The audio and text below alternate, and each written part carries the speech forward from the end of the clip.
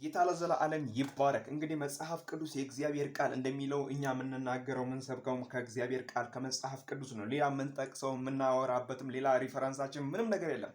መጽሐፍ ቅዱስን እናነባለን። እንዲህ ይላል መጽሐፍ ቅዱስ። በጣም የሚገርም የእግዚአብሔር ቃል በዚህ ጋር አለ እና እንዲህ የሚል ቃል አለው። ጌታ ለዘላለም ይባረክ።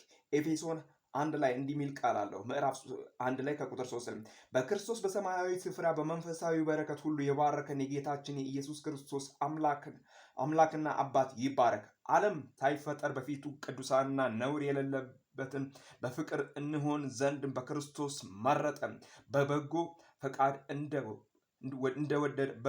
እንደወደደን በክርስቶስ ኢየሱስ ስራ ለእርሱ ልጆችም ልንሆንም አስቀድሞ ወሰነ። ጌታ ለዘላለም ይባረክ።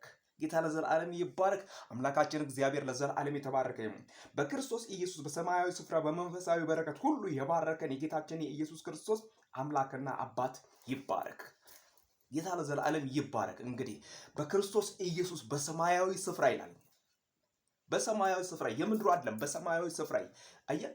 በክርስቶስ ኢየሱስ በሰማያዊ ስፍራ በመንፈሳዊ በረከት የባረከን የተባረከ ሰው ነው። እንግዲህ የእግዚአብሔርን ታላቅነት የሚያወራው የተባረከ ሰው ነው። የእግዚአብሔርን ኃያልነት የሚያወራው የእግዚአብሔርን ገናናነት የሚያወራው የተባረከ ሰው ነው። ወዳጆቼ፣ ወንድሞቼ ከፍ አድርገን የምንናገረው የእግዚአብሔርን ወንጌል በጨለማም ላሉት ብርሃን እንዲሆንላቸው፣ በሞት ጥላ ላሉት ሕይወት እንዲሆንላቸው፣ ለተፍገመገሙት መጽናትና መቆም እንዲሆንላቸው የምናወራው ይህንን የእግዚአብሔር ወንጌል ነው። ምክንያቱም እኛም አውርተን እኛም ሰብከንበት ቆመንበታል። እኛም ሰብከንበት ሕይወት ሆኖልናል። እኛም ሰብከንበት በእግዚአብሔር ተጠብቀናልና የእግዚአብሔር ወንጌል ልብን ይመስል የእግዚአብሔር ወንጌል ነፍስን ይመልሳል። የእግዚአብሔር ወንጌል እድሜን ይሰጣል።